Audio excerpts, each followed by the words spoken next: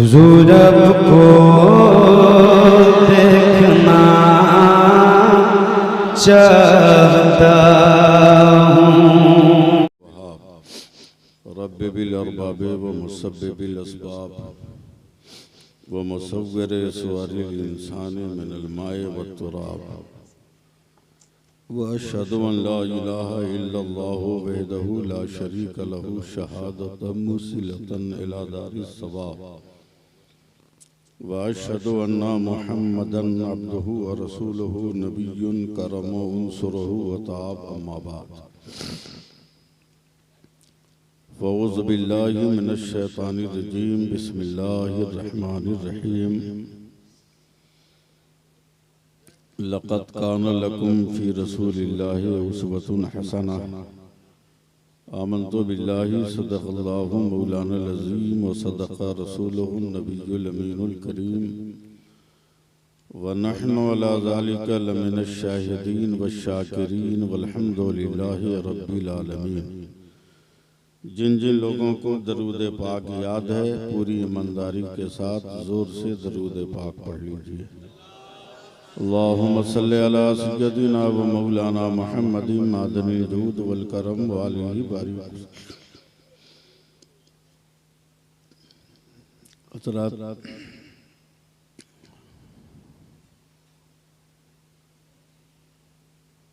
रात का काफी हिस्सा गुजर चुका। बड़े बड़े दमदार जोरदार शोराए किराम का आपने इंतखाब किया।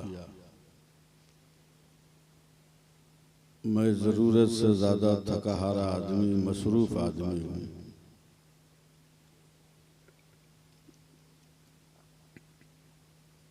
मेरे करम फरमा मुशफ़िक़ मौलाना अनवर अली जिन्होंने ज़िद किया तो मैंने आज के जलसे के लिए हाँ कह दिया, वरना मैं साल भर पहले तय करता हूँ कि मुझको क्या करना है। 1 जनवरी से लेकर 31 जनवरी तक मुझको कोई जलसा करना ही नहीं। साल में 1 महीना ऐसा आता है जब मैं एकदम जलसों से दूर हो जाता हूँ। उसकी वजह यह है कि 6 रजब को हर साल सुरकाही शरीफ में मेरे वालिदी अलैहि रहमत व रिदवान का उर्स होता है। मैं उसकी तैयारियों में लगा रहता हूँ। मैं मुजफ्फरपुर भी इसीलिए आया हूँ कि उर्स की तैयारी करूँ। मेरी तरफ से आप सभी हज़रात को दावत है कि आप 18 तारीख को सुरकाही शरीफ तशरीफ लाएं। बहुत नामी गिरामी उलमाए किराम शोराए इज़ाम हैं। गाज़ी मिल्लत अल्लामा गुलाम रसूल बलियावी, मौलाना शहाबुद्दीन सक़ाफ़ी उड़ीसा, शायर इस्लाम नदीम रज़ा फैज़ी मधुपुर, अज़मत रज़ा भागलपुर, मुबारक हुसैन मुबारक, उसके अलावा दर्जनों शायर हैं क़ुर्बो जवार के। बहुत बड़ा प्रोग्राम है। आप हज़रात तशरीफ़ लाएँ। आप हज़रात को खाने की भी दावत है। और चूँकि मैं पूरे हिंदुस्तान में जलसा करता हूँ इसलिए जानता हूँ कि मेहमानों को कैसे खिलाया जाता है। बहुत शानदार खाने का इंतज़ाम, रात भर कॉफ़ी का इंतज़ाम। यहाँ तो पानी भी नहीं मिल रहा है, दूर से लाना पड़ रहा है। वो भी इतना ठंडा कि मुंह में रखने के लिए कई नियत करनी पड़ती है, तब जाके मुंह में 2 कतरा पानी जाता है। रात भर कॉफ़ी चाय का इंतज़ाम, हवा लगने की कोई गुंजाइश नहीं। Full air proof, water proof tent का इंतज़ाम। आप हज़रात 18 जनवरी को तशरीफ़ लाएं सुरकाही शरीफ। मेरा घर सुरकाही शरीफ ही है, मगर रहता नहीं हूँ, रहता कलकत्ते में हूँ। चलिए जो कहना था कह लिया। अब दरूद पाक पढ़िए। जल्दी जल्दी मैं दो चार बातें अर्ज कर दूं, इसलिए कि मिथिला एक्सप्रेस से मेरे घर के 29 आदमी आ रहे हैं जिनको रिसीव करने जाना है। अल्लाहुम्मा सल्ली अला सय्यदिना व मौलाना मुहम्मदिन मादनी जूद वल करम वालिही बारिक वसल्लिम सलातम व सलामन अलैका या रसूल अल्लाह सल्लल्लाहु अलैहि वसल्लम। मैं 4 मिसरों से गुफ्तगू का आगाज कर रहा हूँ।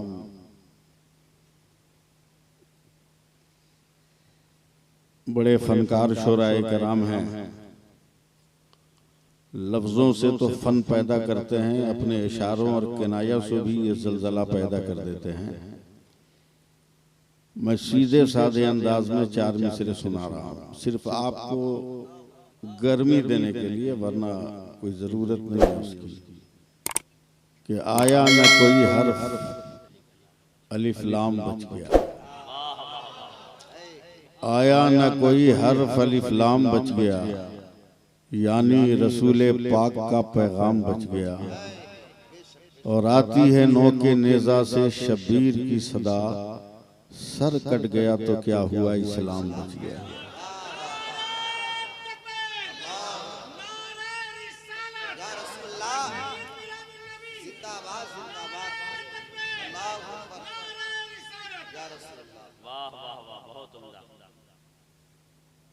सरकार गरीब नवाज की भी याद है इस जलसे में। नबी अकरम सल्लल्लाहु अलैहि वसल्लम से भी ये जलसा मंसूब है।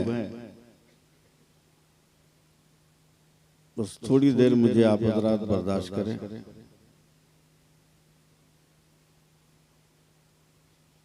गरीब नवाज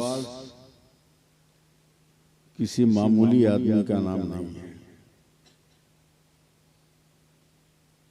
अकेला थे, पूरे मुल्क को संभाल लिया। हम 50 करोड़ होकर भी अपने घर को नहीं संभाल पा रहे हैं। दुनिया का हर अक्लमंद ये कहता है कि बुनियाद अगर मजबूत हो तो मकान मजबूत होगा, बुनियाद अगर कमजोर हो तो मकान की मजबूती की कोई हैसियत नहीं है।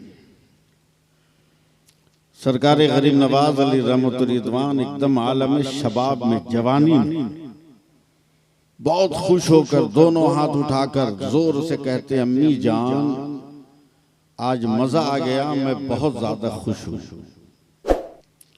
सरकार गरीब नवाज की अम्मी जान ने कहा, बेटा क्या मिल गया कि तुम इतने खुश हो? तो सरकार गरीब नवाज ने कहा, अम्मी जान आज मैंने 1000 काफिरों को कलमा पढ़ाकर मुसलमान बना दिया।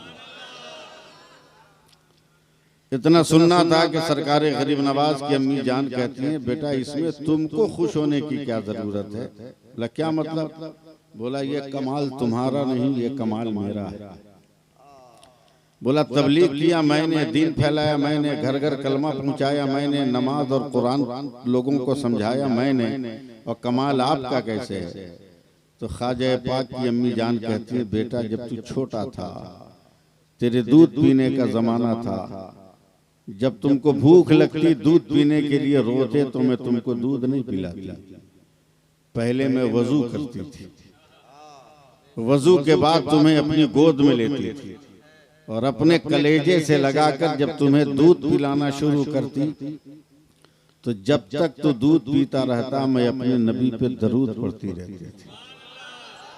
जब तू दूध पीकर मुंह हटा लेता तब मैं रो खुदा की बारगाह में दुआ करती, मौला मेरे मोइनुद्दीन ने मेरे दूध के जितने कतरे पिए हैं, हर कतरे के बदले में उसके दर्जात को बुलंद कर दे।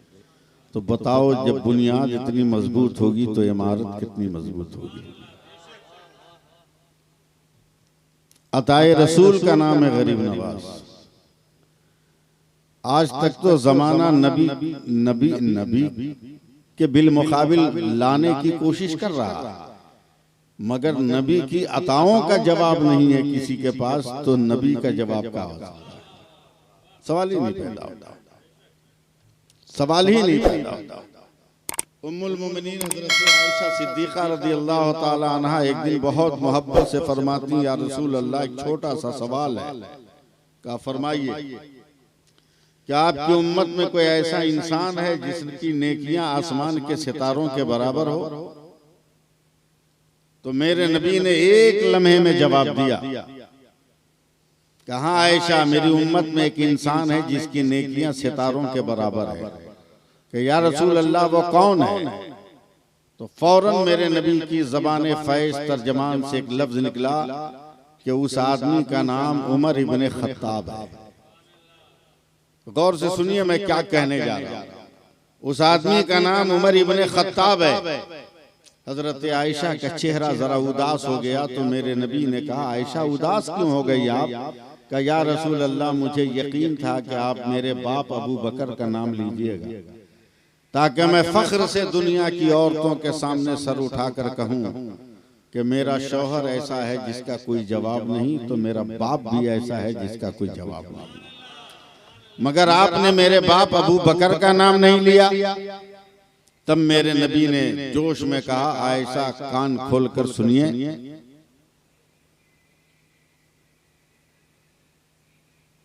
कान खोलकर सुनिए, उमर जैसा आदमी कयामत तक नेकी करता रहेगा। तो अबू बकर ने जो एक रात मेरे साथ गारे सौर में गुजारी है उस एक रात का मुकाबला नहीं कर सकता। अब बताओ कि जब अबू बकर के बराबर कोई नहीं हो सकता तो मेरे नबी के बराबर कौन होगा? सवाल ही नहीं पैदा होता है कोई मेरे नबी के बराबर हो।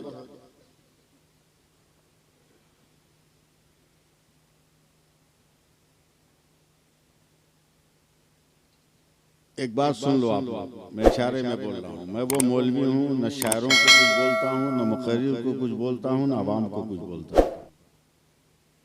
चुपचाप रहता हूँ, अपना काम करके चला जाता हूँ। लेकिन बहुत ज्यादा अगर कोई सनकाएगा और सनक जाऊंगा तो फिर मैं किसी के कंट्रोल में भी नहीं आ सकता। इशारे में मैंने एक लफ्ज कह दिया।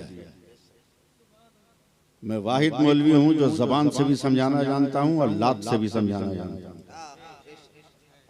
इशारे में एक लफ्ज मैंने कह दिया, बस इसके आगे और मुझसे कुछ मत बुलवाइए।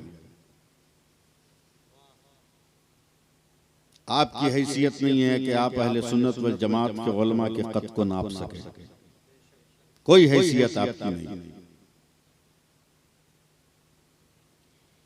दरूद पाक पढ़िए। अल्लाहुम्मा सल्ली अला सय्यिदना मौलाना मुहम्मदिन मादनिल जूद वल करम वालिहि बारिक वसल्लिम सलातम व सलामन अलैका या रसूल अल्लाह सल्लल्लाहु अलैहि वसल्लम। खड़े खड़े मुर्तोगे और उलमा का मजाक उड़ाओगे। अल्लाह फरमा रहा है मेरे नबी की इत्तिबा करो। मैंने पूरी कायनात के लिए मैंने अपने नबी की जिंदगी को नमूने अमल बना दिया। ऐसा लाजवाब है मेरा नबी, ऐसा बेमिसाल है मेरा पैगंबर, आज तक कोई मेरे नबी की मिसाल ना ला सका।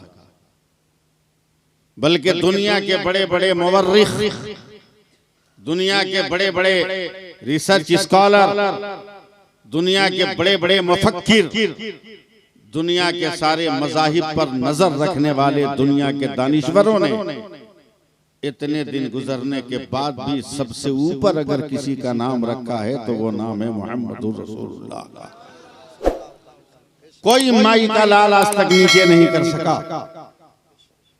आज दुनिया जंग के शोलों में जल रही। दुनिया के हर खित्ता अमन की तलाश में, शांति की तलाश में।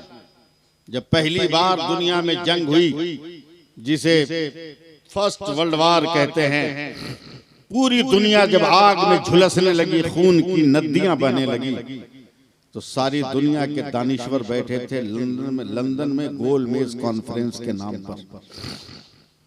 सारे लोग फार्मूला दे रहे थे मगर दुनिया के लोग मुत्तहिद नहीं हो रहे।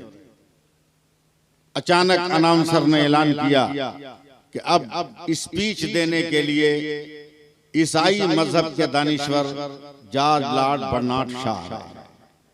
जैसे ही नाम का ऐलान हुआ स्टेज पर चाय आ गई। जब चाय आई तो लॉर्ड बर्नार्ड शॉ वो चाय की प्याली और चाय का कप लेकर खड़ा हो गया तकरीर करने। लोगों ने कहा सर या तो चाय पीजिए या तो तकरीर कीजिए। तो जॉर्ज बर्नार्ड शॉ ने चाय की प्याली हिलाकर कहा था यही चाय की प्याली मेरी तकरीर का उन्वान है। क्या कहना चाहते हैं? क्या सारी दुनिया में अमन चाहते हो, सारी दुनिया में शांति चाहते हो? तो कान खोलकर सुन लो कि एक प्याली गर्म चाय पीने में मुझे जितना टाइम लगेगा, अगर मुसलमानों का नबी दुनिया में इतनी ही देर के लिए दोबारा आ जाए तो सारी दुनिया में अमन कायम हो जाएगा, शांति कायम हो जाएगी। हम उस पैगंबर की उम्मती, उस पैगंबर के कलमा पढ़ने वाले। अब गौर करें मेरे नबी का मर्तबा क्या है। हम लोग तो सिर्फ आधार कार्ड और वोटर आईडी में मुसलमान, सरकारी कर्मचारियों के खातों में मुसलमान। क्या मस्जिद में भी मुसलमान हैं हम लोग? क्या मदरसे में भी मुसलमान हैं हम लोग? क्या शादी ब्याह के मरासिम में मुसलमान हैं हम लोग? क्या अपनी तकरीबात में मुसलमान हैं हम लोग? नहीं। याद रखो जैसा किरदार अपनाओगे वैसे ही किरदार औलादों का भी होगा,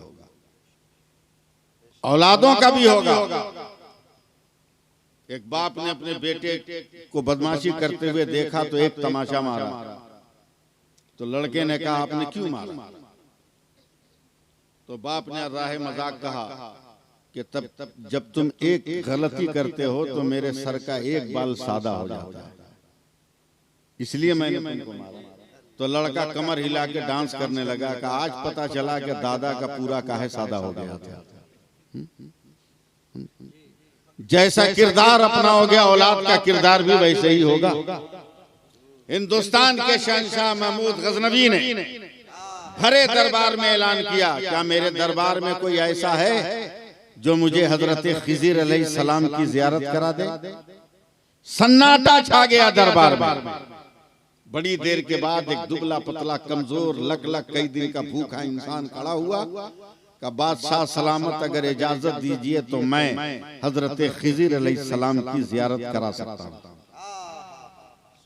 क्या करा दो? बोला इतना आसान नहीं है, उसके लिए दरिया के किनारे जाकर 6 महीना मुझको वजीफा पढ़ना होगा, अमल करना होगा, तब दीदार होगा। का जाओ मैंने इजाजत दी, 6 महीना अमल करो। का मेरे बाल बच्चे को कौन खिलाएगा? मैं तो रोज कमाता हूँ, रोज खिलाता हूँ, मजदूरी नहीं करूंगा तो बाल बच्चा खाएंगे कहां से? तो बादशाह हिंद महमूद गजनवी ने कहा कि बादशाही खजाने से तेरे खानदान की परवरिश की जाएगी, लेकिन मुझे खिज़िर अलैहिस्सलाम की जियारत करा।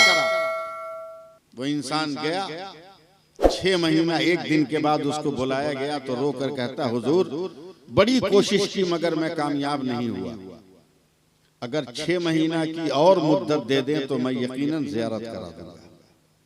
बादशाह ने कहा जा फिर 6 महीना अमल कर। अब 6 महीना मेरे बच्चों को कौन खिलाएगा? का बादशाह के खजाने से उनकी जरूरत पूरी की जाएगी। गौर से सुनिए, कुछ बोलिए चाहे मत बोलिए, गौर से सुनिए। जब साल भर हो गए, साल भर 1 दिन तब उसे बुलाया गया। अभी तक जियारत नहीं हुई। क्या हुजूर मुझको माफ कर दीजिए। कहा क्या मतलब? कहा कभी मेरे बाल बच्चे भरपेट खाना नहीं खाए। जब दरबार में आपने ऐलान किया एक काम का तो मुझको अपने बच्चों को भरपेट खाना खिलाने का यही रास्ता नजर आया कि वो आपके दरबार से खाना खा ले। मैं किसी काम का नहीं हूँ, किसी लायक नहीं हूँ मैं कि मैं हजरत खिज़िर की जियारत करा सकता। गुस्से में महमूद गजनवी ने कहा कोई है जो इस मक्कार धोखेबाज के लिए सजा मुतय्यन करे? कोई है? तो एक दरबारी खड़ा हुआ, का बादशाह सलामत इसके गोश्त की बूटियां बनाकर फेंक दिया जाए। एक आदमी बड़ा गोरा चिट्टा लंबा चौड़ा बड़ा खूबसूरत था, खड़ा हुआ, जोर से नारा लगाया, का सुभान अल्लाह, बहुत अच्छा फैसला। दरबार पर सन्नाटा छा गया। महमूद गजनवी ने कहा और कोई है जो इससे भी सख्त फैसला दे? तो एक दरबारी उठा, उसने कहा कि बादशाह सलामत इसके गोश्त किसी बूटी न बनाई जाए बल्कि उसके कुत्तों के सामने फेंक दिया जाए।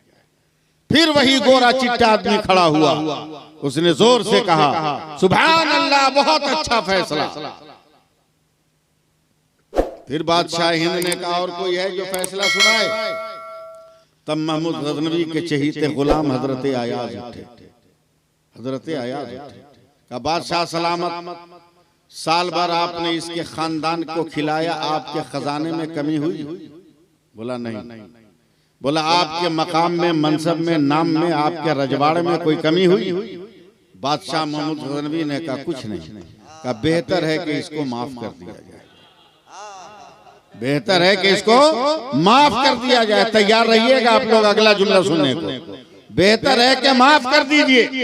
फिर वही गोरा चिट्टा लंबा चौड़ा आदमी खड़ा हुआ, इस बार दोनों हाथ उठाकर जोर से कहा सुभान अल्लाह, बहुत अच्छा फैसला। तब महमूद गजनवी को गुस्सा आया,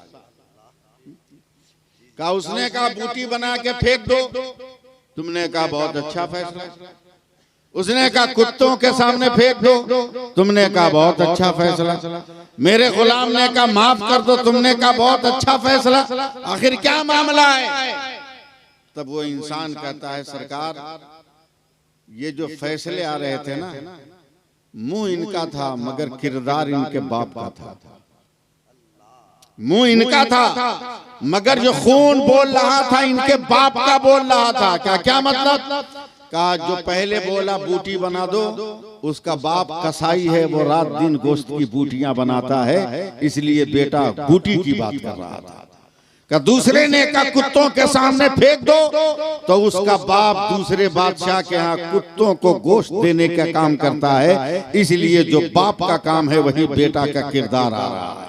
का मेरे गुलाम ने कहा माफ कर दो, तो उस आदमी ने कहा आपका गुलाम इमाम हुसैन की औलाद है और हुसैन कभी किसी को सजा नहीं देते थे, इसलिए अयाज ने सबको माफ करने की बात कही। नारे तकबीर, नारे रिसालत, शहंशाह मदीना कॉन्फ्रेंस, जश्न ख्वाजा गरीब नवाज सबको माफ करने की बात की है। हजरत। तब महमूद गजनवी ने कहा आप हैं कौन जो इतनी गहरी नजर रखते हैं?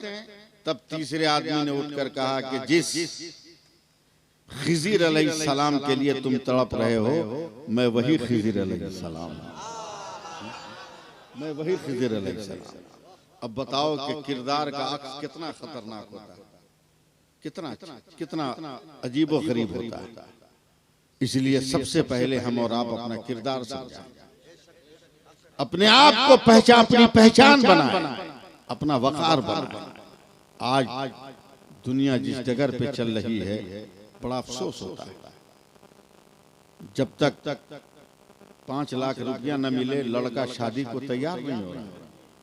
बुलेट में तेल भरने की जगह नहीं, यहाँ तक के रखने की जगह नहीं, मगर जब तक बुलेट नहीं लेगा निकाह करने को तैयार नहीं। गरीब बाप अपनी जमीन बेचकर बेटियों की शादी कर रहा है, और फिर भी चैन और सुकून से नहीं, फिर भी चैन और सुकून से नहीं है। पता नहीं कब मेरी बेटी मार खा जाए, कब मेरी बेटी को के ऊपर जुल्म किया जाए। एक बाप सहमता हुआ, डरता हुआ नजर आता है, जबकि अल्लाह फरमा रहा मैंने तो अपने नबी के किरदार को तेरे लिए नमूना बना दिया, मैंने तेरे लिए नमूना बना दिया। तू मेरे नबी की तरफ देख, मेरे पैगंबर की तरफ देख, मेरे रसूल की तरफ देख, उनका किरदार क्या है सब भूल गए हम लोग।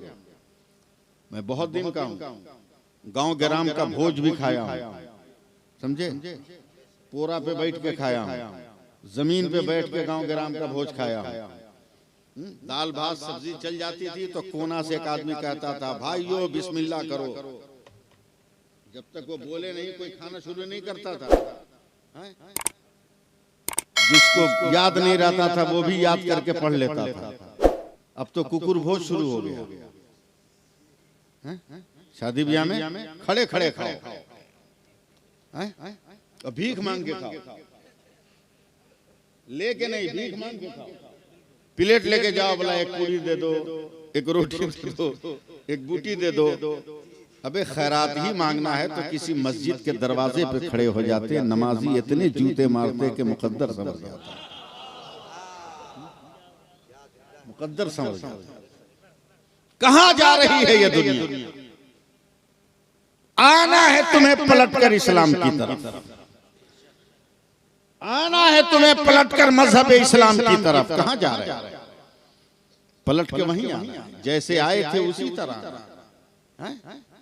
क्या माँ के पेट से जींस पहन के पैदा हुए थे?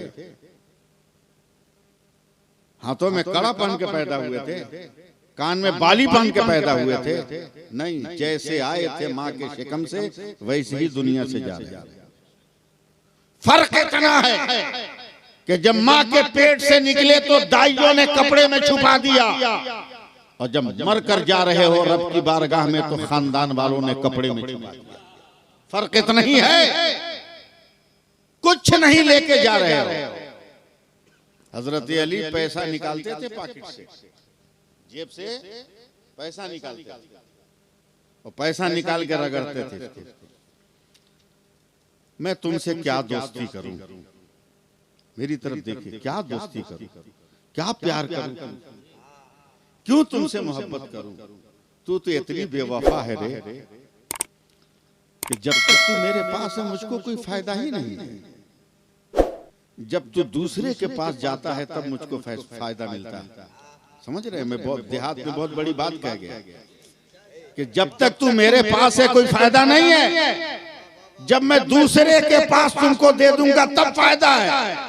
ये मेरे पास रहेगा तो गुटखा मेरे पास नहीं आ सकता, पान मेरे पास नहीं आ सकता, खाना मेरे पास नहीं आ सकता। मैं जब दुकानदार को दूंगा तभी मुझको मिलेगा। तो हजरत अली कहते हैं कि जो मेरे पास रहकर मुझको फायदा ना दे उससे मोहब्बत क्या, उससे प्यार क्या। जो अपने पास रहकर फायदा दे उससे मोहब्बत करो, उससे प्यार क्या। और वो क्या है? सुनिएगा, सुनाऊं? सुनिएगा। मेरे नबी फरमाते हैं आप दोस्ती करो न करो, हर मुसलमान का 3 दोस्त है। आप करो न करो, हर मुसलमान का 3 दोस्त है। कुछ दोस्त पागल भी हैं, समझे, जो नौशा के साथ चिपके रहेंगे बराबर कि जब दूल्हा खाएगा तो अच्छा अच्छा खाने को मिलेगा। मजा उस वक्त आता है जब लड़की वालों के यहाँ खाना घट जाता है, तभी कैसे ये मुंह लटकाते हैं उस वक्त। देखिए इनको फोटो खींच के इनकी माँ को दिखा दीजिए तो नहीं पहचान पाएंगे, नहीं पहचान पाएगी कि मेरा बेटा ऐसा मुंह लटकाएगा, ऐसा पिटाएगा।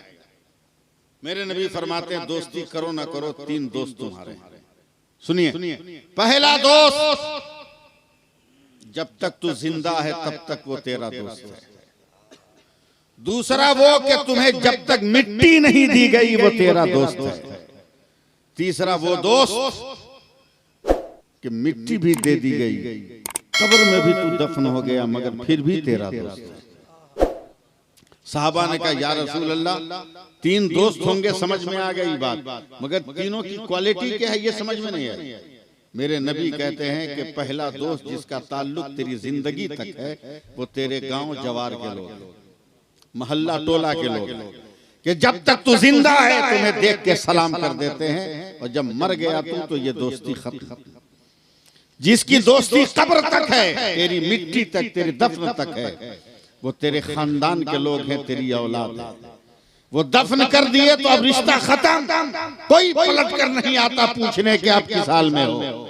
मगर तीसरा दोस्त इतना अच्छा परमानेंट दोस्त है जो दुनिया में भी तेरे साथ है, कब्र में भी तेरे साथ है, हश्र में भी तेरे साथ है, कयामत में भी तेरे साथ है, जन्नत में भी तेरे साथ है। साहबा ने कहा या रसूल अल्लाह इतना पक्का और परमानेंट दोस्त कौन है? अल्लाह के नबी फरमाते हैं वो है खुदा की नमाज और मेरी मोहब्बत। अगर ये 2 चीजें हैं तो कब्र में भी तू कामयाब है, आखिरत में भी तू कामयाब है। और इन चीजों की तरफ कोई ध्यान दे नहीं। जहां तक तकरीर का मामला है, तकरीर तो मैं करता ही हूं, हमारे नबी का कोई जवाब ही नहीं। हमारे नबी का कोई जवाब नहीं, लाजवाब है मेरा नबी, बेमिसाल है मेरा पैगंबर, कोई जवाब ही नहीं। भाई जब नबी के गुलामों का जवाब नहीं है तो नबी के इमाम का जवाब क्या होगा? बोल दीजिए सुभान अल्लाह, बोल दीजिए। मैं जान रहा हूँ ये काम भी करना कहना बड़ा मुश्किल है, इसलिए कि मुझको खुद सर्दी लग रही है, तो मुझे एहसास है कि आप किस तरह बैठे होंगे, मुझे एहसास है। मैं इसलिए आपको कुछ नहीं बोल रहा। ये बहुत बड़ा जिहाद आप लोग कर रहे हैं, बहुत बड़ी नेकी कर रहे हैं। घर पे होते हो तो पता नहीं कहाँ कहाँ सपना में गए होते हैं, कुछ कहना था, कोई मुरघटिया किया होता, कोई ससुराल में पिटा रहा होता, कोई नलियाल में जाके दाल रोटी खा रहा होता, लेकिन कम से कम नबी के सदक़े में बज़्म रसूल में बैठकर हम नबी की नात तो सुन रहे हैं, नबी का जिक्र तो सुन रहे हैं। इससे बड़ी नेमत कुछ है ही नहीं, इससे बड़ा कोई सरमाया है ही नहीं। वैसे भी हम हिंदुस्तान वालों को नाज है कि हम लोग हिंदुस्तान में रहकर अपने नबी की उम्मत है, इसलिए कि मेरे नबी अपनी उम्मत से भी मोहब्बत करते हैं और हमारे वतन से भी मोहब्बत करते हैं, हमारे वतन से भी मोहब्बत करते हैं। जब पहली बार चांद दो टुकड़ा हुआ था, जिसको मोजज़ा शक्कुल क़मर कहते हैं, तो इसी हिंदुस्तान का राजा भोज ने देखा कि चांद दो टुकड़े हुआ और चंद्रमा फिर सट गया। उसने पता लगाया कि पृथ्वी पे कौन ऐसा है जो चंद्रमा को दो टुकड़े करके सटा दिया।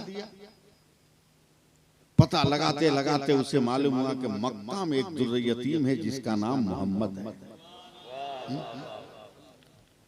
अब इतने पहले का सफर तो बड़ा लंबा और टेढ़ा होता था ना, आज थोड़ी है फुर से उड़ा फुर से पहुंच गए। यानी हिंदुस्तान से खुश होकर राजा भोज ने तोहफा भेजा मेरे नबी की बारगाह में। वो तोहफा हिजरत के बाद मदीने मनव्वरा पर। तोहफा में क्या था? पान का पत्ता और पजामा। पान का पत्ता और पजामा। न कभी पान खाया मेरे नबी ने, न कभी पजामा पहना मेरे नबी ने। मगर अबू नुआइम शरीफ एक हदीस पाक की किताब है, उसमें इसका जिक्र है कि पजामा उम्दा लिबास है सत्र का, और पान एक ऐसी चीज है जिसमें हिंदुस्तान वाले कुछ मिलाकर खाते हैं। ये भी मेरे नबी के इल्म गैब का एक सबूत है। इल्म गैब का एक सबूत है। मस्जिद नबी में साहबा को दिखा रहे हैं, ये मुल्क हिंदुस्तान से आया है। साहबा ने कहा या रसूल अल्लाह वहां से क्यों? जवाब सुनिए एक लफ्ज में। मेरे नबी ने कहा ये वो मुल्क है जिससे मुझको मोहब्बत की खुशबू आ गई।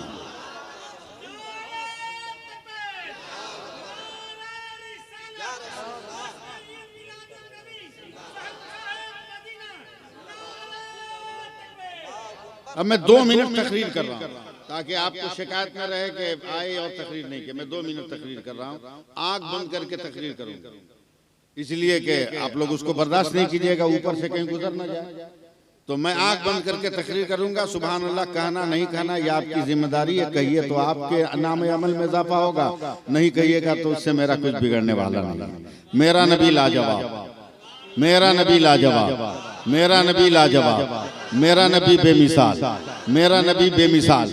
मैं स्टेज पे बैठे तमाम लोगों का नाम भी नहीं जानता हूँ, मगर ये हमसे सब बड़े हैं, हमसे सब आला वारफा हैं। याद रखिए परवरदिगार आलम ने कमोबेश 18,000 मखलूकात को पैदा फरमाया। हर मखलूक की पैदाइश के बाद रब्बे कायनात एक हुक्म भी देता रहा। एकदम मैं चुपचाप बोलता चला जा रहा हूँ, हर एक हुक्म भी देता रहा, एक फरमान एक उपदेश भी देता रहा। अल्लाह ने आसमान को पैदा किया, का बुलंद होके बता तू कौन है। अल्लाह ने सूरज को पैदा किया, का रोशनी बिखेर के बता तू कौन है। अल्लाह ने सितारों को पैदा किया, का चमक के बता तू कौन है। अल्लाह ने कहकशा को पैदा किया, झिलमिला के बता तू कौन है। अल्लाह ने हवा को पैदा किया, का गर्मी में सर्दी दे के बता तू कौन है। अल्लाह ने जमीन को पैदा किया, फैल कर अपने अंदर से घास निकाल कर बता तू कौन है। अल्लाह ने पानी को पैदा किया, का प्यासे को सैराब करके बता तू कौन है। अल्लाह ने पत्थरों को पैदा किया, का मेरे पैगंबर का कलमा पढ़कर बता तू कौन है। अल्लाह ने फूल को पैदा किया, का खुशबू दे के बता तू कौन है। अल्लाह ने अंधेरे को पैदा किया, हकीकत को छुपा के बता तू कौन है। अल्लाह ने उजाले को पैदा किया, का हकीकत के चेहरे से नकाब उतार कर बता तू कौन है। अब अहले जलसा और अहले स्टेज में पे मुझे कहने दिया जाए। अल्लाह ने हजरत आदम को पैदा किया, ए आदम मैंने नबूवत दे दी, तू बता तू कौन है। ए शीश मैंने नबूवत दे दी, तू बता तू कौन है। ए दानियाल मैंने नबूवत दे दी, तू बता तू कौन है। ए यूशा मैंने पैगंबरी दे दी, तू बता तू कौन है। ए सुलेमान मैंने हुकूमत दे दिया, तू बता तू कौन है। ए दाऊद मैंने तुम्हें गिरफ्तारी दिया, तू बता तू कौन है। तुम्हें लहन दिया, तू बता तू कौन है। ए सुलेमान मैंने तख्त दिया, तू बता तू कौन है। ए इदरीस मैंने मकामे बुलंद दिया, तू बता तू कौन है। ए यूनुस मैं मछली के पेट में तुम्हें जिंदा रखा, तू बता तू कौन है। ए उज़ैर मैंने तुम्हें दरिया में मछली के पेट में तैराया, तू बता तू कौन है। ए यूनुस मैंने तुम्हें जन्नत में मकाम दिया, तू बता तू कौन है। ए यूसुफ हुस्न तमका न दिया, तू बता तू कौन है। ए याकूब गिरफ्तार औजारी दिया, तू बता तू कौन है। ए साले मैंने तुम्हें ऊँट दिया, तू बता तू कौन है। ए शुएब मैंने तुम्हें इल्म आगही दी, तू बता तू कौन है। ए लूत मैंने हिकमत दिया, तू बता तू कौन है। ए इब्राहिम मैंने तुम्हारे लिए नारे नमरूद को गुलजार किया, तू बता तू कौन है। ए इस्माइल मैंने तुम्हें ज़बीहुल्लाह का लक़ब दिया, तू बता तू कौन है। ए यहया मैंने तुम्हें इसार दिया, तू बता तू कौन है। ए ज़करिया मैंने शहादत दी, तू बता तू कौन है। ए मूसा मैंने तुम्हें जलाल दिया, तू बता तू कौन है। ए ईसा मैंने तुम्हें जमाल दिया, बता कौन है। शफात फैजी साहब, शायद मेरे शफात फैजी नाम है ना, अशरफ फैजी साहब, बस देखिएगा अब तक यही होता आया है। आदम ने कहा, आदम को कहा तू बता, आदम को कहा तू बता, नूह तू बता, ज़करिया तू बता, यहिया तू बता, इब्राहिम तू बता, इस्माइल तू बता, मूसा तू बता, ईसा तू बता। मगर जब 12 रबीउल अव्वल को मेरे मुस्तफ़ा आए, खुदा ने कहा मुस्तफ़ा खामोश रहना, खुदा बताएगा मुस्तफ़ा कौन है और मुस्तफ़ा बताएगा खुदा कौन है। वाह वाह वाह वाह वाह वाह, सुभान अल्लाह सुभान अल्लाह, क्या कहना। जिंदाबाद, वाह वाह वाह वाह वाह, क्या बात है। वाह वाह वाह वाह वाह,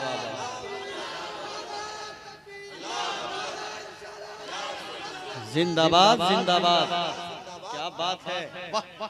हक है। तकरीर तो कर ही सकते हम लोग, मगर तकरीर करने के लिए माहौल का होना जरूरी है। जी जी बिल्कुल। तकरीर करने के लिए माहौल का होना जरूरी है। माहौल इतना सर्द है कि इसमें गर्मी की आग से भी गर्मी नहीं पैदा हो पाएगी, समझे। लफ्जों के शोलों से भी आतिशगीर मादे नहीं निकल सकते हैं। बस चंद लम्हे आओ, मेरे बाद भी बहुत सारे शोरा हैं जो पढ़ेंगे थोड़ी देर। हमारा नबी लाजवाब, हमारा नबी लाजवाब पैगंबर। आज भी अगर हम और आप अपने नबी की सीरत पर अमल कर लें, कसम खुदा की, दुनिया एक तरफ हो, हमारा मुकद्दर एक तरफ। वाह वाह, क्या बात। क्यों कहते हो कि हम अकेले? क्यों कहते हो कि हमारी पीठ पे कोई नहीं? अगर यही लफ्ज बिलाल ने कह दिया होता तो मस्जिद नबवी के मीनारों से अजान कौन देता? अगर यही बात सहाबा ने कह दिया होता तो मैदान बद्र में तलवारों को नियामों से कौन निकालता? ये मत कहो कि हम अकेले, जहां रहो वहां कहाँ। मेरे गरीब नवाज जब हिंदुस्तान पे आए, हिंदुस्तान में अजमेर के पहाड़ पे बैठ गए, दुआ करते, अल्लाह कहां तूने भेजा? सुनिए, कहां भेजा? आवाज आई, क्या हुआ? क्या पत्थरों की दुनिया में अकेला मोइनुद्दीन है? इंसान अकेला हूं, हर तरफ पत्थर है, पहाड़ है, मैं अकेला मनुष्य हूं। आवाज आई गैब से, मेरे मोइनुद्दीन तू मेरा जिक्र करता जा, तेरे पास इंसानों का लाना मेरा काम है, जिक्र करना तेरा काम। इबादत करना तेरा काम, हिफाजत करना मेरा काम। क्या अल्लाह बोल दीजिए। अकेले पहाड़ पर बैठकर मेरे गरीब नवाज ने जिक्र शुरू किया। पहाड़ों से जब मेरे गरीब नवाज की आवाज टकराई तो सजाए बाद गश्त बनकर पूरे राजस्थान में आवाज गूंजने लगी, इल्लल्लाह इल्लल्लाह इल्लल्लाह इल्लल्लाह। क्या बात। लोग आने लगे, आते आते हजारों का मजमा हो गया, हजारों का मजमा हो गया। मेरे गरीब नवाज ने कहा एक मस्जिद बना। लोगों ने मस्जिद की बुनियाद रखी। बादशाह बड़ा जालिम था, अपने वजीरों से कहा कि मेरी रियाया कहाँ गई? कहा एक बाबा आया है अल्लाह वाला, सब उसके दीवाने हो गए हैं और सब उसके चारों तरफ घूम रहे हैं। बादशाह ने कहा काम करो, जितने हैं उसके करीब सबको मजदूरी पे लगाओ ताकि न छुट्टी रहे न उसके पास कोई रहे, न मस्जिद बने। तमाम को मजदूरी पे लगा दिया। शाम को मुसलमान आए, कहा कि ख्वाजा पाक अब कैसे मस्जिद बने? बोले रात को काम करो। दिन भर मजदूरी, रात को काम करके मस्जिद बनने लगी। सुभान अल्लाह बोलिए, सुभान अल्लाह। बादशाह को पता चला कि रात को भी ये मुसलमान लापता है। वजीरों ने कहा ये रात को मस्जिद बना रहे हैं। कहा जितने बर्तन में तेल है सब में तीर मारकर फोड़ दो ताकि तेल न रहे कि ये चिराग जलाकर मस्जिद बनाए। सारे बर्तनों को फोड़ दिया, तेल बह गया। मजदूरों ने कहा ए ख्वाजा पाक अब कैसे हम करेंगे? कहा जो चिराग है उसमें पानी डाल, हाय हाय हाय हाय, क्या बात उसके बाद रोशन कर। क्या बात है, वाह। मैं फिर इस जुमले को रिपीट कर रहा हूँ, उसमें पानी डाल फिर रोशन कर। लोगों ने कहा हुजूर चिराग पानी से नहीं तेल से जलता है। कहा चुप, चिराग न पानी से जलता है न तेल से, चिराग खुदा के हुक्म से जलता है। चिराग खुदा के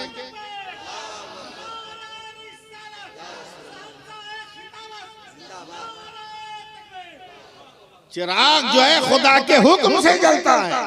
जो खुदा तेल से उसको रोशन कर सकता है वही खुदा पानी से भी रोशन कर देगा। बताओ अगर वो भी कह दिए होते हम अकेला हैं तो क्या होता? अपने आप को खुदा के हवाले करो, हिफाजत करने वाला परवरदिगार है।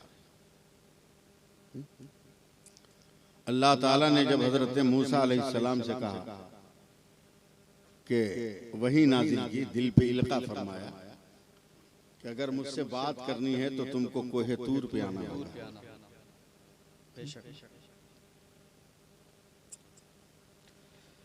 कोहे तूर पे आना। हजरत मूसा अलैहिस्सलाम तूर पहाड़ के पास गए और जाने के बाद जब देखा है ऊंचा पहाड़ तो घबरा गए और फौरन सर को सजदे में रखकर कहा परवरदिगार तेरे हुक्म से पहाड़ पे चढ़ तो जाऊंगा मगर मुझको खाना पानी कौन देगा? सुन रहे हैं तो सुनिए, मुझको खाना पानी कौन देगा? अल्लाह ने फरमाया पहले तू जा तो मंजिल पर पहुंच फिर खाने पीने की बात करना। हजरत मूसा अलैहिस्सलाम चले गए। एक खोह नजर आया, गार नजर आई। हजरत मूसा अलैहिस्सलाम उसकी सफाई करने लगे तो एक छोटे के से पत्थर को हटाया तो उसके नीचे से एक पत्ती सब्ज निकली थी, हरी पत्ती निकली थी जिस पे नन्हा सा कीड़ा बैठ कर उसको चाट रहा था। तो हजरत मूसा अलैहिस्सलाम रोने लगे, अल्लाह मुझको माफ कर दे कि मैंने तुमसे खाना पानी का सवाल किया। तू तो ऐसा मुहाफिज और राज़िक है कि जब नन्हे से कीड़े को पहाड़ की इतनी बुलंदी पे रोजी दे रहा है तो अपने मूसा को क्यों नहीं रोजी दे? लेकिन हम उस जमाने में जी रहे हैं, समझे? उस जमाने में जी रहे हैं शराफत साहब और दिगर उलमाए कराम ये शोराए-ए-ज़ाम जो भी हैं कि एक आदमी 5 रुपया का प्लास्टिक का जूता पहना था और कांधे पे 5000 का कंबल रखे हुआ ससुराल जा रहा था। रास्ते में पानी बरस गया तो उसके जूता में कुछ कादो लग गया, समझे? तो कीचड़ के उस पार जाकर सूखी जमीन पर 5000 के कंबल से 5 रुपया का जूता पूछ रहा। राहगीर ने कहा अरे पागल, बोला क्या हुआ? बोला इतना कीमती कंबल से 5 रुपया का जूता पूछ रहा है तू? तो वो कहता है तुम क्या जानो जूता की हैसियत का? क्या मतलब? का जूता अगरचे 5 रुपया का है मगर मेरी कमाई का है, कंबल मेरे बाप की कमाई का है, अपनी कमाई का दर्द ही अलग होता है। अब जरा सोच लो कि तुम्हारी कमाई का इतना दर्द है तो जिस माँ का तूने दूध पिया है उस दूध का हाल क्या होगा? इसका हक अदा कर सकते हैं?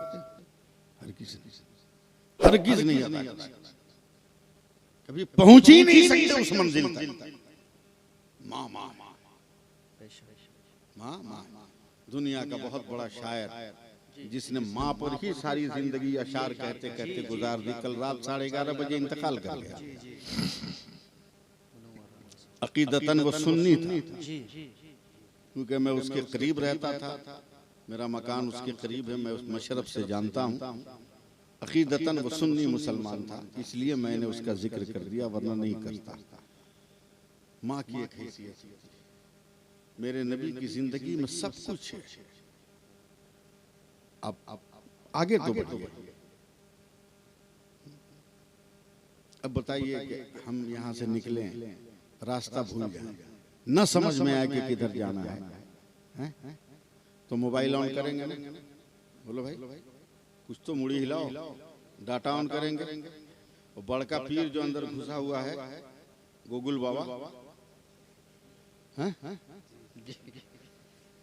उसको कहेंगे बाबा मुजफ्फरपुर कहाँ है, बाबा फौरन लहराएंगे मैप में, बाबा लहराएंगे मैप में, ऐसे ऐसे चलेगा, हैं? अब बताओ कि साइंस का बनाया हुआ ये मैप और साइंस का तैयार किया हुआ ये गूगल बाबा इतना जान रहा है, तो जिस मोहम्मदुर रसूलुल्लाह को खुदा ने तैयार किया है वो कितना जान रहा है, क्या बात है, वो कितना जान रहा है। बस आखिरी बात सुनिए, ये इतनी जल्दी खत्म भी नहीं होगी मगर आखिरी बात सुनिए। मरना हर किसी को है, मरने से पहले कुछ न कुछ हम और आप तैयारी कर लें। तैयारी का मतलब यह नहीं कि अकाउंट खुलवा ले, पे फोन का कोड अपने बाल बच्चों को समझा दीजिए, नहीं। तैयारी का मतलब यह है कि कुछ नमाज रोजा कर लीजिए और हर हाल में अपने गांव में मुत्तहिद रहिए, गांव में मुत्तहिद रहिए। अंसारी पठान जुल्हा दुनिया बहुत किया, अब खाली मुसलमान मुसलमान करो, क्या हक बयानी है, खाली मुसलमान मुसलमान करो। वाह, जंगल का एक शेर बूढ़ा हो गया तो तमाम जवान शेरों ने मिलकर इस बूढ़े को बाइकाट कर दिया, जो आजकल इंसानों में भी हो रहा है। बेटा कमाने लगा तो बाप माँ को निकाल दिया, है कि नहीं? नए आंचल की हवा लगी तो पुराने आंचल की खुशबू भूल गया, पागल कहीं का। अबे नए आंचल में जो खुशबू हो परफ्यूम की है, पुराने आंचल में जो खुशबू हो ममता की है। परफ्यूम की खुशबू हवा में बिखर जाएगी मगर ममता की खुशबू क़यामत तक नहीं जाने वाली। बूढ़े को लोग छांट देते, हट तुम्हारा काम पूरा हो गया, अबे इसी को होटल में खा के तो तू जवान हो। इसका चूल्हा होटल ही न था। बूढ़े शेर का बाइकाट कर दिया, बेचारा बूढ़ा कब तक भूखे रहे। जब आंतड़ी ऐंठने लगी तो मरता क्या न करता, जंगल से बाहर निकला। जैसे ही निकला गांव के सारे कुत्तों ने घेर लिया, कहा यही है जो मेरे बाप दादा को खाया है, आज अकेले है मार। सारे कुत्तों ने घेर लिया और अब इस पे हमला ही करने वाले थे कि अचानक जंगल से जवान शेरों का झुंड निकला। देखा हमरे चचा पर गांव का कुत्ता भिड़ा हुआ है, ऐसा हमला किया शेरों ने कुत्तों पर कि काट उठ के भमोर भमोर के भगा दिया। तब बूढ़ा शेर कांपता कांपता कहता, बेटो तुमने तो मेरा बाइकाट किया था, फिर मेरी जान क्यों बचाई? तो जवान शेरों ने कहा, चचा आपस में जितना झगड़ना होगा झगड़ लेंगे, मगर जब कौम के वकार का मसला आएगा तो झगड़ा नहीं देखेंगे, कौम का वकार। क्या बात है, वाह वाह वाह वाह। इसलिए अपने अंदर इत्तेहाद पैदा करो। अब मेरे नबी के हदीस पाक है, उसका तर्जमा सुन लीजिए और मेरी तकरीर खत्म हो जाए, चूंकि वक्त भी बहुत ज्यादा हो गया। मेरे नबी फरमाते हैं, सुन लीजिएगा ना या छोड़ दे।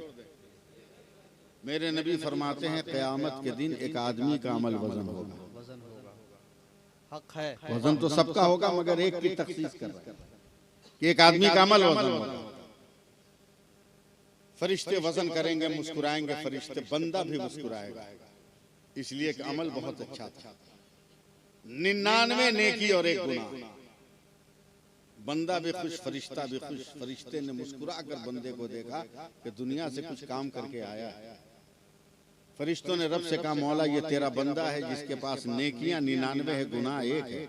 अल्लाह ने फरमाया, इतना देहचोर निकम्मा काहिल आदमी है, 100 नेकी नहीं किया, ले जाओ इसको जहन्नम में डालो, हक्का बक्का सब। फरिश्तों ने कहा, चल जहन्नम में। कहा रुको, मैं खुदा का हूँ, खुदा मेरा है, मुझे बात करने दो अपने खुदा से। रब की बारगाह में आएगा वो इंसान, कहा मौला मैंने बड़ी कोशिश की, ये मेरी कमजोरी है कि मैं 100 नेकी न कर सका, मगर तू तो अरहमुर राहिमीन है, गफूरुर रहीम है, तू अपना फजल अता फरमा, मुझे बख्श दे, जन्नत दे दे। एकदम दिल थाम के रखिएगा। अल्लाह फरमाता है, फरिश्तों मेरा बंदा मुझसे मगफिरत और रहम तलब कर रहा है, ले जाओ इसे क़यामत के मैदान में छोड़ दो। मेरे सारे बंदे क़यामत के मैदान में हैं, इसको कहो कि मेरे किसी एक बंदे से 1 नेकी मांग ले, 100 कर ले, मैं इसे बख्श दूंगा, बख्श दूंगा इसे। छोड़ दिया। पहली नजर बाप पे अब्बा एक नेकी कहा बेटा मत मांगो, मेरे पास नहीं। अम्मा एक नेकी कहा बेटा जब तक दूध पिलाना था पिला दिया, अब मुझसे नेकी मत मांग, अपने अमल कर की दुनिया खुद खा ली। वही नकचिड़ी मुटेड़ी बीवी के पास गया, कहा बेगम एक नेकी का चल भाग, अपनी खटिया खुद खड़ी है, तुम्हारी मदद कहाँ से करेंगे। जिसे दुनिया में बतियाती थी वही वहां भी बतियाई, चल भाग अपनी खटिया खुद खड़ी है, तेरी मदद कहाँ से करे। अब ये आदमी मारा मारा क़यामत के मैदान में फिर रहा, होश में आइए फिर रहा। एक दो दिन नहीं, हदीस पाक के लफ्ज का तर्जमा कर रहा हूं, 25,000 बरस तक पैदल चलेगा। एक दो बरस नहीं, 100 बरस नहीं, 25,000 बरस तक पैदल चलेगा क़यामत के मैदान में। मुझे एक नेकी दे दो, एक नेकी दे दो, मगर कोई एक नेकी नहीं दे रहा है। 25,000 बरस के बाद ये गिर जाता है क़यामत के मैदान में। फरिश्ते ठोकर मार के कहते उठ, या तो नेकी मांग या तो जहन्नम में चल। वो इंसान कहता है ले चल मुझे जहन्नम में, अब नेकी मांगने की हसरत नहीं, थक गया इतने दिन पैदल चलकर, मगर एक नेकी न मिल सकी, अब मुस्तकबिल में क्या उम्मीद रखे। इसलिए कठिनाई परेशानी उठाने से बेहतर है कि मुझे डाल दे जो मेरा मुकद्दर है। फरिश्ते उस आदमी को जब लेकर जहन्नम के करीब जाएंगे तो मेरे नबी फरमाते हैं कि जहन्नम के गेट पर पहुंच कर ये चौंक जाएगा, देखता है कि इसके गांव का एक आदमी पहले से जहन्नम के गेट पे खड़ा। हैरत से कहता है अरे भाई तुम, बोला हम बेवकूफ हैं तुम्हारी तरह जो जोखवाने जाएंगे। बोला क्या मतलब। बोला तुम्हारा रिजल्ट देख के हमको अपना रिजल्ट समझ में आ गया। बोला नहीं समझे। बोला तेरे पास 99 नेकी है तो ये हाल, मेरे पास तो 99 गुना है, हम कहाँ जाएंगे उधर। हम एकदम परफेक्ट जगह खड़े हैं, गेट खुलेगा अंदर चले जाएंगे। इतना परेशान होने की क्या जरूरत है टेंशन लेने की। तू क्यों आया, तुम्हें तो एक नेकी जुगाड़ लगाने को नहीं दिया गया। वो इंसान कहता बड़ी कोशिश की मिला नहीं, क्या करोगे जाओ। ये 99 नेकी वाला जब जहन्नम की तरफ जाने लगा तो अचानक 99 गुनाह वाला खड़ा हुआ। रुक मेरे भाई रुक।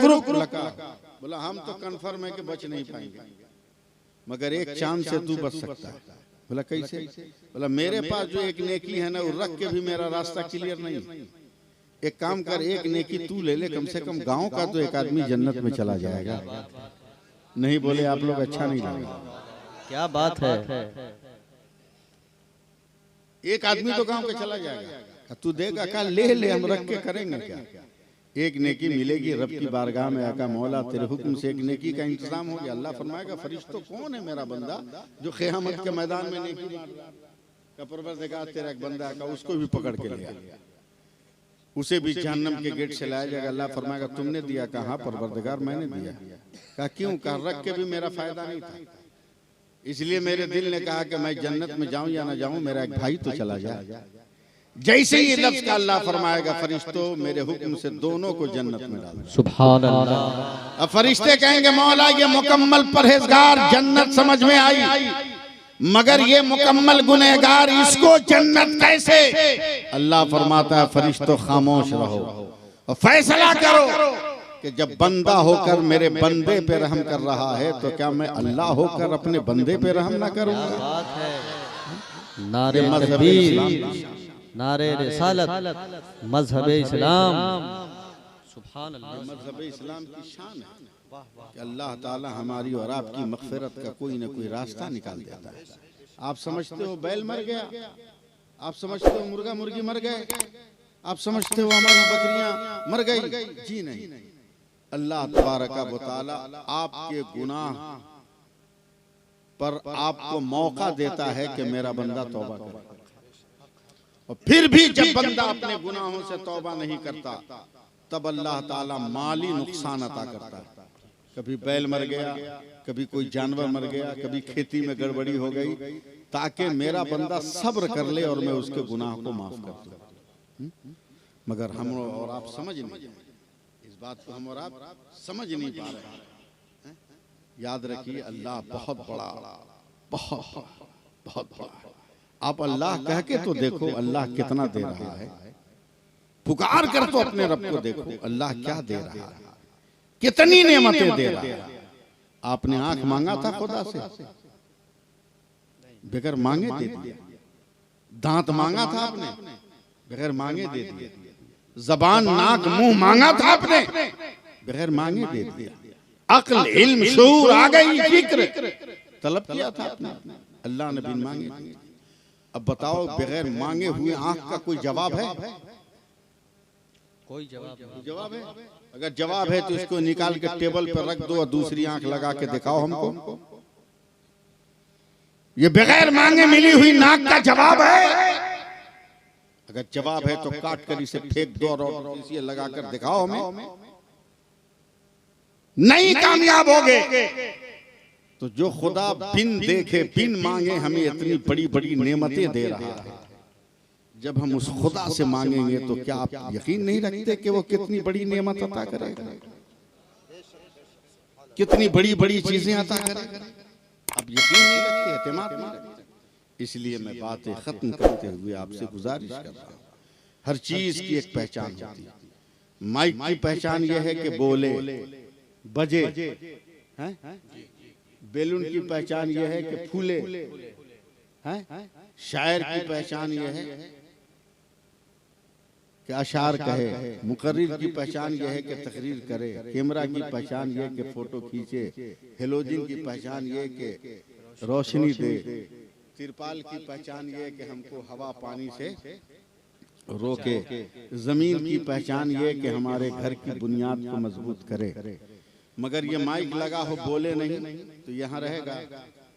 बोलो, बैलून में फुलाइएगा, नहीं फूलेगा तो उसको फुलाइएगा, कैमरा फोटो न खींचे तो रखिएगा, जमीन आपके घर को हिला के बार बार गिरा दे तो वहां घर बनाइएगा, ये शबनम न रोके, हवा न रोके, धूप न रोके तो तिरपाल में पैसा खर्चा कीजिएगा।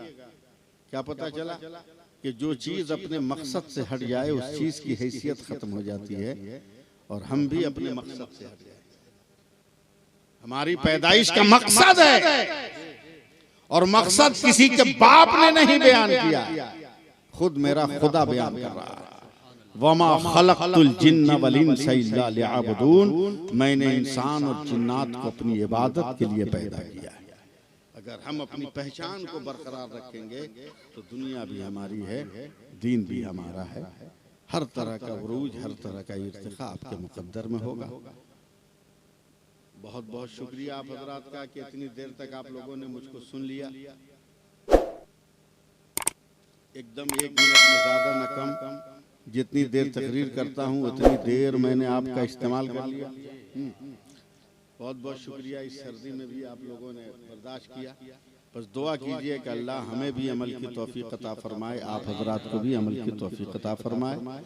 और मेरी गुजारिश है, मजाक मैंने आपसे नहीं किया है, मैं गुजारिश कर रहा हूँ कि 18 के जलसे में आप हजरात शिरकत कीजिए, ज़्यादा से ज़्यादा तादाद में। इंतज़ामात बहुत अच्छे होते हैं, रहने सहने के, खाने पीने के, हर चीज़ के इंतज़ामात होते हैं। शाम ही तक शाम से पहुँच जाइए, और सुबह में शीतलहरी में आने की क्या ज़रूरत है, इत्मीनान से उधर से। मौसम साफ होने के बाद आइए, मौसम साफ होने के बाद आइए, हर तरह के इंतजामात रहते हैं। और सुरकाही शरीफ एक ऐसी धरती है जहाँ डबल फायदा, एक का दो। मेरे वालिद के उर्स में शिरकत भी हो जाए, सरकार सुरकाही के मज़ार पे हाजिरी भी हो जाए, एक पन दो काज हो जाएगी, नहीं हो जाए। तो ये गोल्डन चांस से 18 जनवरी को ये प्रोग्राम है। आप जानते ही हैं कि नदीम रजा फैजी हिंदुस्तान का कितना टॉप क्लास का शायर है, अजमत भागलपुरी कितने बड़े कलाकार हैं आपको मालूम है, मुबारक हुसैन मुबारक कितने बड़े शायर हैं आपको मालूम है, गुलाम रसूल बलिया भी कैसा बोलते हैं आप जानते ही हैं। ये सब लोग आ रहे हैं। आप हज़रात से गुजारिश है कि अल्लाह ताला आप हज़रात को शिरकत की सादतें अता फरमाए, हम सबको अमल की तौफीक अता फरमाए। आमीन आमीन बिजाहे सय्यदिल मुरसलीन व आखिरु दवाना अनिल हम्दुलिल्लाहि रब्बिल आलमीन। दौरान गुफ्तगू अगर कोई इस्लाम के ख़िलाफ़ जुमला निकल गया हो, मज़हब के ख़िलाफ़, मैं ऐलान सच्चे दिल से तौबा करता हूँ, पढ़ता हूँ अस्तग़फिरुल्लाह रब्बी मिन कुल्लि ज़ंबि व अतूबु इलैह, अशहदु अन ला इलाहा इल्लल्लाह, अशहदु अन्ना मुहम्मदर रसूलुल्लाह।